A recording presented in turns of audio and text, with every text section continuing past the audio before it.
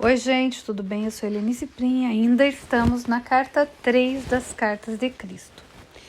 Então, como Jesus contou no último, ele falou que alguém o trairia.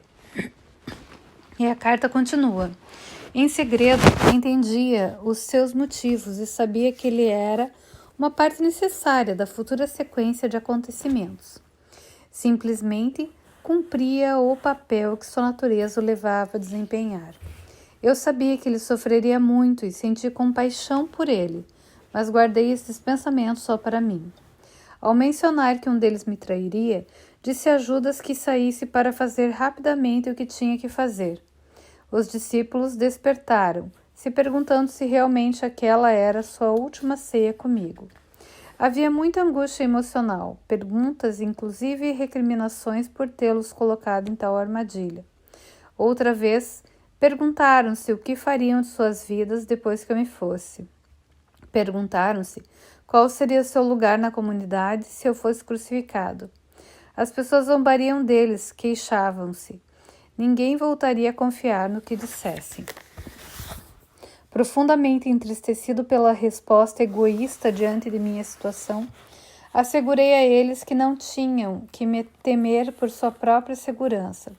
Deveriam abandonar-me e não haveria ligação entre eles e a minha crucificação. Sugeri que depois de minha morte se dispersassem e voltassem para a Galileia. Pedro comoveu-se profundamente e reagiu com violência, negando que algum dia me abandonaria. Mas, é claro, foi o que ele fez. Mesmo depois de todo o amor que tinha por meus companheiros e de tudo o que desejava obter para eles, naquele momento de minha própria necessidade ainda encontrava total falta de compreensão, até resistência.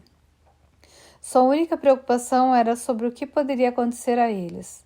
Não houve nenhuma palavra amável, oferecimento de ajuda ou angústia pela minha dura prova futura. Como era duro o coração humano, pensei.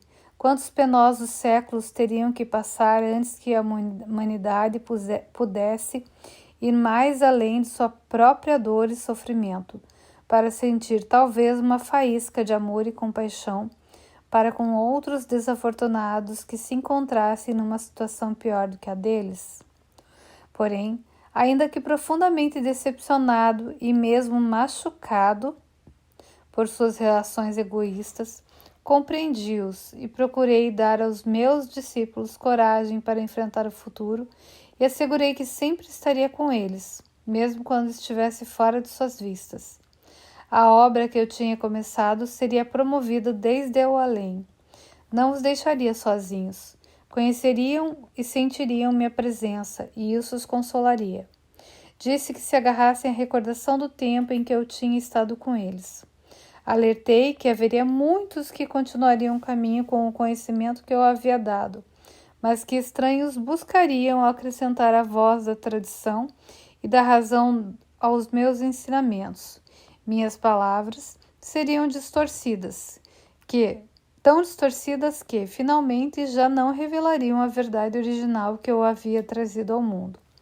Quando disse que isso aconteceria, afligiram-se. Foram mesmo tomados pelo pânico. Fiquei aliviado ao ver que meus ensinamentos não tinham sido em vão apesar de tudo, que não tinham entrado em ouvidos totalmente surdos. Pediram-me que contasse mais, mas levantei as mãos e disse que isso era tudo o que podia fazer. Nesse ponto senti que havia dito tudo o que eu tinha querido dizer enquanto estava na terra, e que meu discurso aos homens havia sido cumprido. Tudo o que mais profundamente desejava era retirar-me ao silêncio e encontrar paz e conforto em meu contato com o Pai. Deixamos o salão e fomos andando até o Monte das Oliveiras, mas o estado de meus discípulos era de conflito interno, temor e dúvida. A maioria deles foi embora para unir-se com suas famílias e amigos que estariam celebrando sua própria Páscoa. No jardim havia uma rocha especial cujo formato lembrava uma pequena caverna.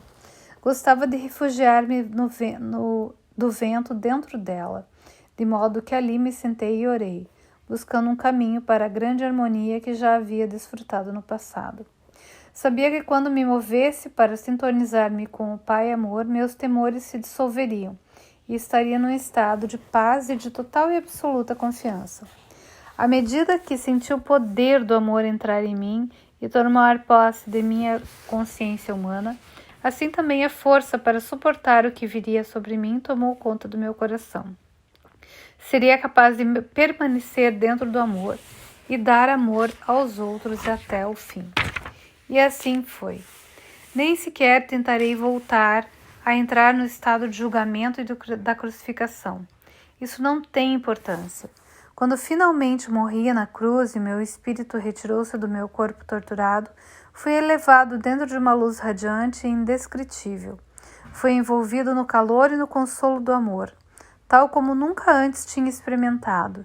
Tinha uma sensação de envolvente louvor, uma poderosa certeza de ter feito um bom trabalho de êxtase na força universal para continuar a obra e de uma alegria e encantamento que está muito além de qualquer coisa que a condição terrena possa conhecer. Entrei numa nova e maravilhosamente bela forma de viver, mas permaneci descendente em consciência para manter-me em contato com as pessoas que tinha deixado para trás. Pude mostrar-me àqueles que eram suficientemente sensíveis para ver-me. No entanto, a história que de Tomé supostamente colocou os dedos em minhas feridas é um disparate.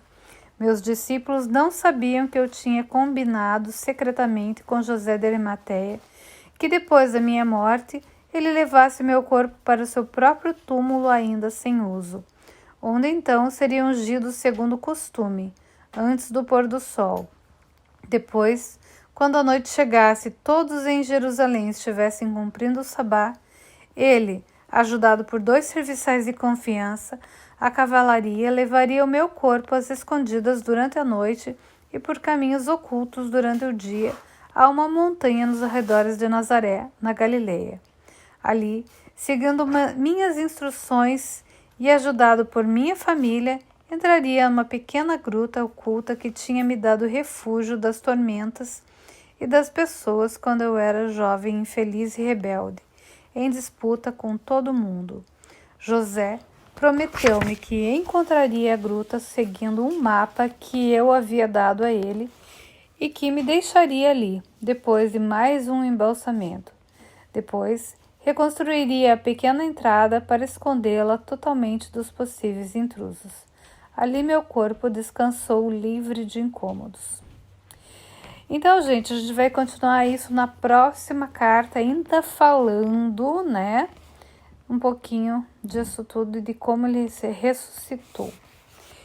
É isso, às vezes a gente conhece uma história, né, que ela é figurativa. E não estou dizendo que vocês precisam acreditar no que eu estou lendo aqui. Estou falando que a gente tem que abrir a nossa mente para realmente entender o que as coisas significam. Até a próxima.